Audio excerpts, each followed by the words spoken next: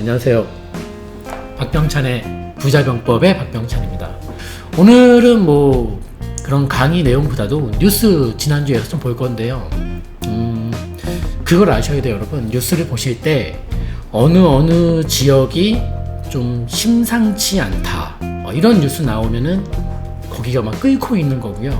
어느 지역 급등 이렇게 나오면은 끝난 거예요. 오늘 보는 뉴스 내용들은 좀 아쉬운 그런 내용들이 많이 있습니다. 금매가 없어졌다라는 주제로 오늘 내용을 좀 보겠습니다.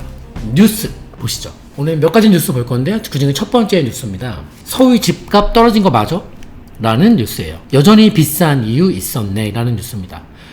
결론이 나와 있네요. 상위 20% 아파트만, 이제 고가주택만 좀 내려왔고 나머지 80% 아파트 평균 가격은 올랐다는 것이죠. 아하, 큰일이네요. 그쵸? 이러한 현상은 작년에 그 대전망 때도 전망해 드렸습니다만은 2020년 부동산 전망해 드리면서 9억과 15억, 그리고 결론적으로 9억 한참 밑에 있는 부동산들은 그 풍선 효과라는 반사 이익을 보겠다라고 이제 전망을 우리가 했었죠. 물론 이제 그런 전망을 하셨던 분들이 몇 분 계신 걸로 알고 있습니다. 지금 딱 그 현상이 나오고 있는 초입에 있습니다. 초입이 중요합니다. 초입부예요. 내용을 좀 더 보면은 봅시다. 어떤 내용인지. 코로나 사태로 서울 아파트 값이 8주 연속 내리막을 기록한 가운데 체감하는 집값은 여전히 높다. 상위 20% 아파트 가격만 떨어졌을 뿐 하위 80% 아파트 가격은 되레 상승했기 때문이다. 27일 이제 KB 리본에 따르면 코로나19 확산세가 정점에 달했던 지난 3월 서울 아파트 상위 20%에 해당하는 5분위 평균 아파트 가격은 18억 1,300만원으로 나타났다. 이후 서울 5분위 평균 아파트 값은 4월에 18억 794만원, 5월달 현재 18억 300만원으로 두 달 새 0.54% 하락했다. 하지만 5분위 평균 아파트 값을 제외한 나머지 분위들의 평균 아파트 값은 모두 상승했다. 3분위 평균 아파트 가격은 3월달에 8억 405만원에서 4월달 8억 955만원, 이달 8억 1294만원으로 2개월 새 1.11% 이렇게 나온 뉴스네요. 결국은 고가주택만 조금 내려왔고 나머지 주택은 죄다 올랐다는 얘기인데요.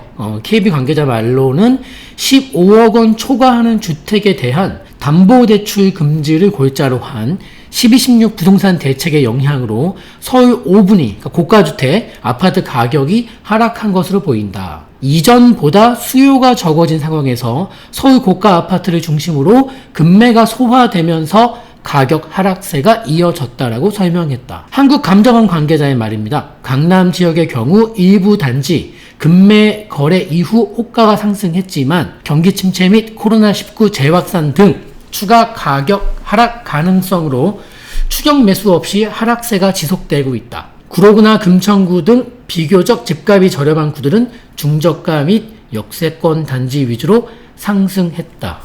근데 이걸 아셔야 돼요. 봅시다. 자, 부동산 원리에 대한 얘기 하나 해드릴게요. 원리. 그냥 제가 만들어낸 원리 하나 볼까요? 이름하여 중심, 수렴, 원리. 이렇게 이름을 지어볼 수 있겠네요. 이름을 이렇게. 중심, 수렴, 원리는 무슨 소리냐면, 만약에 말입니다. 그 누구도 정하기는 어렵겠습니다만은, 만약에 이게 가장 정확한 어떤 중심 가격이라고 칩시다. 그러면은 시장의 흐름은 말입니다. 이 중심에서 머무르지 않아요. 이거를 계속 이렇게 움직입니다. 중심을 지나서 내려올 수도 있고, 중심을 지나서 올라갈 수도 있는데요. 무슨 소리냐? 그러면은 이 중심을 벗어난 이 상태의 시장 상황이나 이 상태의 시장 상황은 비정상이라는 거네요. 그쵸? 중심, 정상 지점은 지나쳐가는 거지 머무르지 않아요. 그래서 이 위쪽에서 비정상이 벌어지면은 중심으로 내려가는 성향이 있는데, 이게 딱 중심부에서 멈춰주지 않고 더 내려가서 중심보다 밑에서 움직이면 또 이제는 또 중심으로 올라가는 이제 성향이 나오는데, 중심에서 머무르지 않고 지나치면서 위로 가버린단 말이죠. 이 중심 수렴 원리인데요. 이 원리를 제가 한번 이렇게 또 볼 수 있겠어요. 어떻게 또 표현할 수 있냐면, 잘 보세요, 여러분. 우리 아파트 소형, 중형, 대형이 있잖아요. 5년 전 강의 한번 똑같이 해볼게요. 5년 전 강의. 그러니까 2005년도 이전에, 예전에는 말입니다. 대형 아파트, 중형 아파트, 소형 아파트. 만약에 대형, 중형, 소형의 정상 가격 격차가 지금 보시는 거라고 칩시다. 이 검은색 폭이 정상 가격 격차라고 칩시다. 그런데 2005년도 때는 말입니다. 이게 이랬던 거예요. 옛날 얘기예요.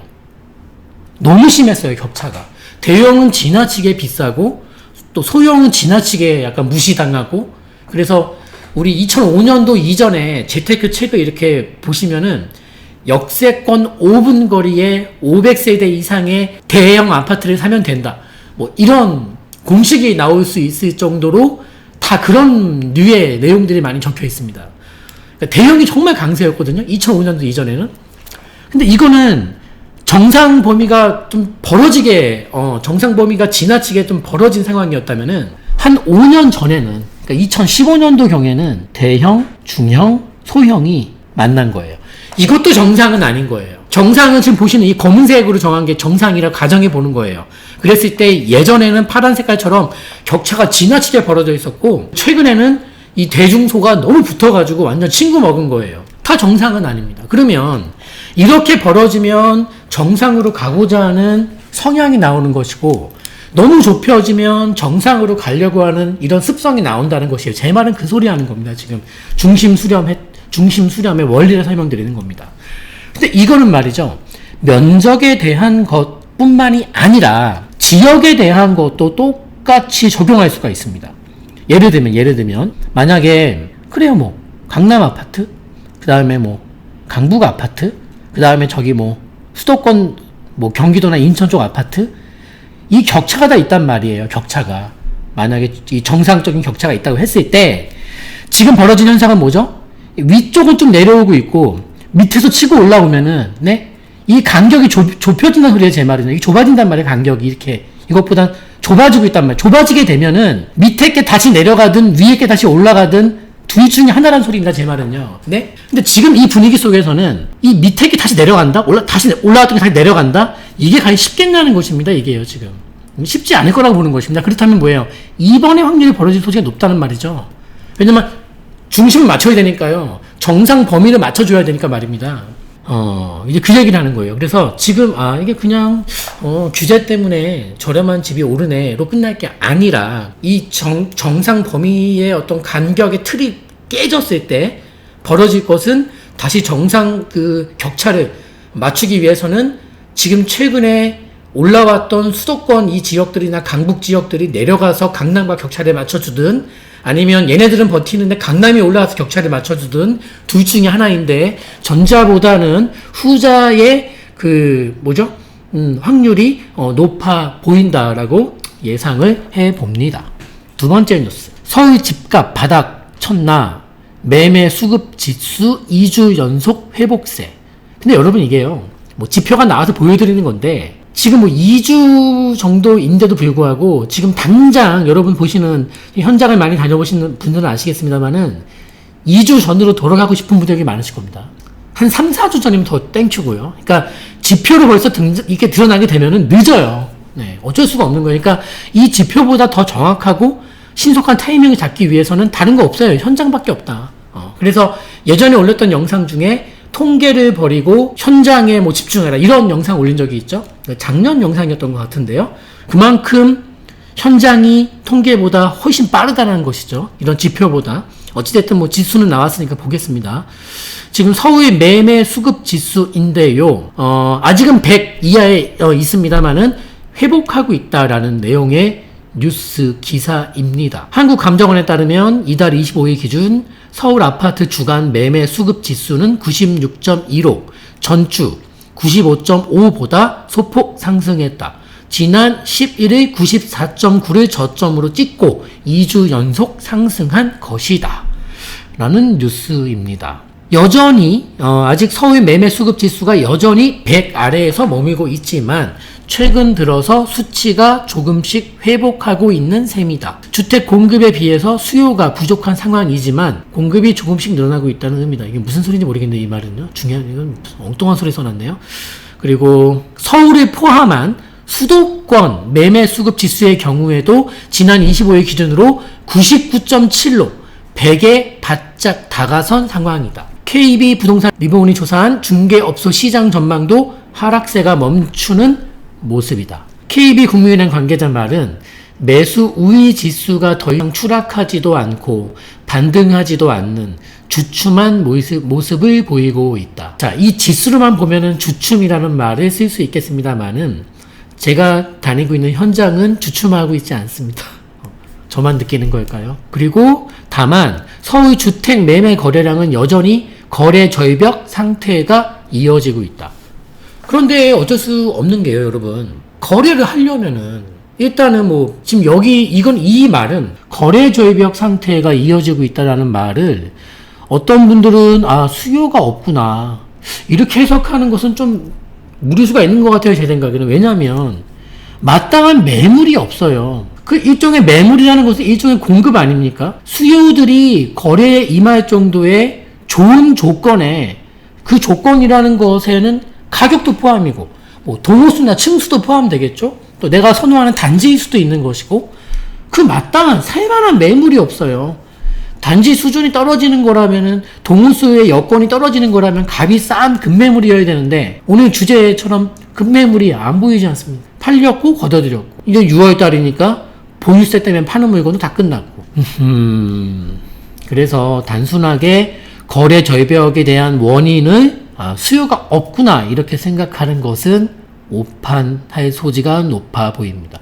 자, 그리고 금리가 부동산 시장 변수로, 요거는 다른 뉴스 기사로 이제 볼 거고요. 전문가 분석 코멘트를 잠깐 보면은 정부의 부동산 수요 억제책이 강력한 데다가 코로나로 경기 불확실성이 높은 상황이라면서 또 조정세를 보였던 서울 집값이 보합으로 돌아선다든지 비규제 지역에서도 인기 지역이나 대기 수요가 있는 지역으로 국지적으로 풍선 효과가 나타날 수 있다. 네. 다음 뉴스. 금리 인하 뉴스. 금리 내렸죠. 전세값, 또 금리 인하, 전세값 고개 든다 라는 뉴스예요. 지금 그래프를 보시면 서울 아파트값 매매 변동률 흐름을 보시면 3, 4월이 바닥이었죠.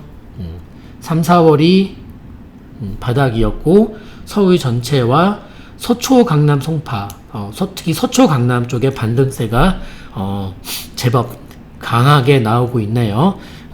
지난해 12.16 대책 발표 이후 계속적으로 내려오던 게 턴하고 있습니다. 저점은 4월 초까지였던 것 같아요. 그리고 그 정도가 저점이었던 것은 아무래도 총선 끝나자마자 이제 5월 말까지 보유세를 피하고자 급매물 던졌던 것들이 거래되면서 저점을 찍은 것 같고, 살살 금매가 사라지면서 호가 올라오는 것들을 잡으면서 이렇게 매매 가격 변동이 강남 3구에서 눈에 띄게 나오고 있는 것 같습니다. 뉴스 기사도 그렇게 해석하고 있습니다. 절세를 위한 급매물이 소진되면서, 세금을 아끼기 위해서 어쩔 수 없이 파는 것들이죠. 그 급매물이 소진되면서 서울 아파트값 하락세가 주춤해졌다. 강남 3구가 일제히 낙폭을 줄이면서 조만간 반등 가능성도 점쳐진다.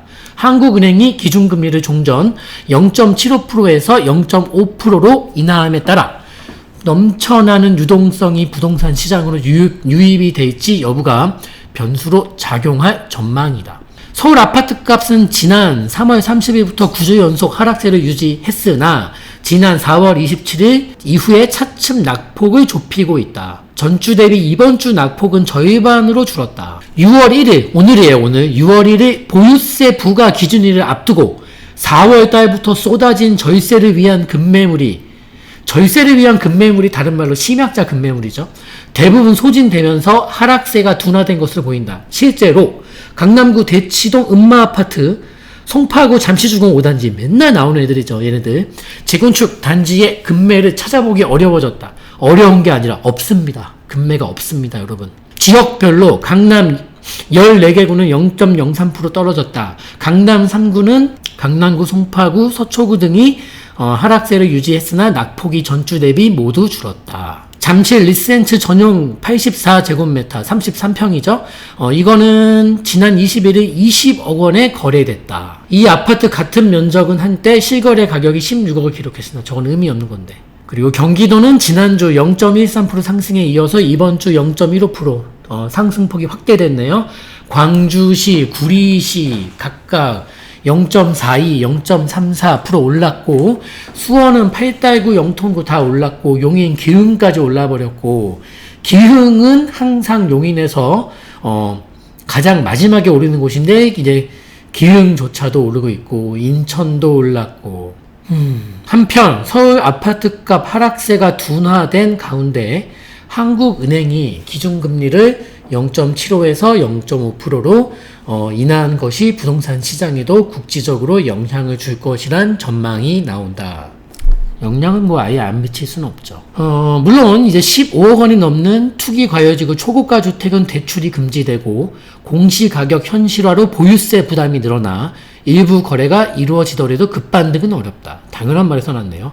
반면 비규제 지역 9억 원 이하의 중소형 중저가 주택은 금리 인하로 거래에 숨통이 트일 것이란 예상이 나온다. 이게 뭐죠? 또 풍선 효과죠. 그러면서 전세 시장 영향도 우려된다. 전문가 코멘트입니다. 대출 규제가 있는 주택 매매 시장 영향은 크지 않겠지만, 그러니까 주택 매매 시장에서는 어차피 대출이 15억이 넘으면 안 나오는 게 많으니까, 뭐 금리 인하가 된들 안 되든 대출이 못 받는 물건들은 그렇다 치더라도 전세는 80%까지 대출을 받을 수 있다면서, 지금도 뭐 공공재개발 3기 신도시 등 이렇게 집을 사지 않고 임대 수요로 남을 사람들이 많아질 거라는 얘기겠죠. 그러면서 이제 전세 수요가 더 몰리면서 전세값 상승을 자극할 수 있다고 전망했다라는 뉴스 기사입니다. 기억나시죠? 우리 제가 이제 말 세 필에 비유했었죠. 우리가 말이 세 필이 있습니다. 이게 9억이야, 이게 9억에서 15억, 이게 15억 초과예요. 15억이 넘는 것은 한 끼도 안 주고, 9억에서 15억 사이는 끼니수를 줄이고, 그리고 9억 이하는 계속 새끼를 주고, 그런 상황에서 여러분들은 어떤 말에 베팅을 하시겠냐, 이런 말씀 드렸는데, 그 상황이 지금 벌어지고 있는 건데요. 이걸 아셔야 돼요. 그러면 지금 벌어지는 시장 상황에서 일단은 전에 했던 멘트 중에 시장 스스로 형성되는 가격이 아니라 정책이 만들어내는 가격을 우리가 좀 시세 왜곡을 조심해보자라고 말씀드렸었죠. 그래서 이제 15억이 있고 9억이 있고 이렇게 이하가 있고 사이가 있는데, 지금 이 아랫부분에서 이렇게 치고 올라오게 되면은 말입니다. 똑같은 거예요. 아까 얘기랑. 이 적정 격차라는 게 존재해줘야 됩니다. 정상 격차라 그럴까요? 적정 격차? 정상 격차? 그런데, 지금 이게 좁혀지게 돼버리면, 이게 정상 격차였는데, 이게 좁혀지게 돼버리면, 이거 좀 내려오고, 이 간격이 좁혀지게 되면은, 말했잖아요. 밑에 게 내려가든 위에 게 올라가든 둘 중에 하나고, 뭐 동시에 벌어질 수 있는 것이고, 그리고 이 밑에서 올라온 부동산들 중에서 저는 이 속도를 좀 보고 싶은데, 지나치게 빠른 속도로 급반등이 나온 것들 조심하세요. 어이씨고 좋구나, 아마 간다 박수 칠 게 아닙니다. 조심하시는 게 맞습니다. 이 속도가 급히 오른 지역들은 이 위쪽에서 도망치더라도 내려가면서 이 정상 범위 다시 맞춰질 수도 있습니다. 이것도 무슨 말인지 이해가 안 가시면은 다시 올리는 영상을 2번, 3번 보시기 바랍니다. 이번에는 강남과 강북. 아까 우리 봤죠? 그러니까 우리 아까 처음에 제가 서두에 말씀드린 그 정상 격차에 이 모든 게 다 해당이 되는 내용들이에요. 네, 안녕하세요. 네, 박병찬의 부자병법의 박병찬입니다. 책이 출간되었습니다. 이 책의 제목은 누나가 되었어요라는 제목의 책입니다. 보이는 이 사진의 친구는 제 딸입니다. 이게 어떤 책이냐면요. 우리 교회 목사님께서 아주 아픈 친구가 있는데 그 친구를 도왔으면 한다라고 말씀을 하시면서, 또 어린 친구들 중에서 특히 이 희귀 난치병 있는 친구들을 좀 도우면 좋겠다라는 그 취지가 너무 좋아서 시작하게 된 일입니다. 책은 정가는 15,000원입니다. 그리고 이 15,000원 중에서 우리 유통과 이 판매 구조상 나가는 비용이 9,000원이라고 합니다. 그러면 실제적으로 이 15,000원의 책을 팔아서 6,000원의 그런 수익을 낼 수 있는 것인데요. 그렇다면 너무 비용이 많이 들고 아픈 친구들을 많이 도울 수 없기에 총 3,000부를 찍은 이 책에서 1,000부만 인터넷 서점과 일반 서점에 유통을 시키고 2,000부는 제가 유통 마진 없이 직접 판매를 하겠다라고 해서 총 2,000권이 판매를 해야 되는 상황입니다. 책의 출판 비용은 총 1,755만 원이 들어갔고 그것은 제 개인적인 기부 형식으로 쓰겠습니다. 이 책 판매 수익 전액은 우리 난치병을 앓고 있는 우리 미성년의 어린 친구들을 돕는 데 쓸 생각입니다. 그래서 여러분들께서 도움을 주시고 또 온전히 손길을 베풀어 주신다면 정말 감사드리겠습니다. 자, 그러면 지금부터 도서 구입 방법에 대해서 말씀을 드리겠습니다. 먼저 첫 번째로 해주실 내용은요, 계좌로 지금 보이시는 이 계좌번호로 도서 금액을 보내주시면 감사하겠습니다. 자, 보시면 원래 이 책의 정가는 15,000원입니다. 다만 저희가 전문 판매업이 아니기 때문에 포장이며 배송이며 깔끔하게 보내드리기는 어려울 것 같습니다. 다만 회사 통해서 구입하시는 분들은, 저에게 직접 연락 주셔서 구입하시는 분들은 제가 직접 손수 이렇게 자필 서명을 꼭 해서 감사의 뜻을 이렇게 좀 보내드릴 수 있는 것을 해드리겠습니다. 그리고 2만 원 이상을 부탁드립니다. 택배비며 여러 가지 비용들이 많이 들어갑니다. 도서 금액을 보내주실 때는 받는 분 통장에, 즉 입금자명을 성함과 전화번호 4자리나 본인이 알 수 있는 이렇게 내용으로 좀 적으시면 좋겠습니다. 저는 박병찬 6640, 이게 제 핸드폰 뒷자리입니다. 나는 이렇게 할 줄 모르신다 하시는 어르신이 계시다면 그냥 보내주시고요, 저희 회사로 전화 한 통만 주시면 저희가 혼선이 없도록 응대를 해드리겠습니다. 이렇게 도서 금액을 보내주신 후에는 도서 주문 이 도메인을 클릭해 주셔서 배송 내역, 성함, 금액, 그리고 받으실 주소, 이걸 적어 주셔야 되는데요. 컴퓨터로 이렇게 영상을 보시면 영상 바로 하단에 도서 구입 신청 페이지라고 떠 있을 겁니다. 그 도메인을 클릭하시면 지금 보이시는 페이지가 열릴 것입니다. 그리고 원하시는 수량, 그리고 도서는 제목은 누나가 되어서요 선택을 해주시면 좋겠고요. 그 다음에 주문하시는 분의 성함, 입금하신 금액, 그리고 핸드폰 번호, 그 다음에 배송지 주소를 이렇게 적어주셔서 이렇게 제출하기를 눌러주시면 주문이 완료가 되겠습니다. 네, 지금부터 스마트폰으로 도서를 구입하시는 방법에 대해서 말씀을 드리겠습니다. 영상 우측에 보시면 조그만 화살표가 있습니다. 그 화살표를 눌러보시면 글이 나오는데요. 도서 구입 신청 페이지가 있고 도서 구입을 설명해 드리는 블로그 글이 있습니다. 우리는 이제 도서 구입 신청 페이지를 눌러 보겠습니다. 지금 보시다시피 도서 구입 신청 페이지가 뜹니다. 도서 구입 관련된 필독 사항이 적혀 있고요. 원하시는 수량을 1권, 2권 또는 기타 권수 적어주시면 되겠고, 도서명 선택해 주시고 주문자 이름을 적어 주시고요. 그리고 주문자분의 입금자명의 성함과 핸드폰 번호 뒤 4자리를 함께 적어주시면 혼선이 없겠습니다. 그리고 입금 금액, 입금하신 금액을 적어주시면 되고요. 핸드폰 번호 적어주시고 배송 받으실 주소를 적어주시면 되겠습니다. 계좌 안내는 다시 나와 있고요. 아래 보시면은 개인정보 수집 동의 체크하시고 제출하기 버튼을 눌러주시면 주문이 완료가 되겠습니다. 누나가 되었어요. 많이 응원해 주세요.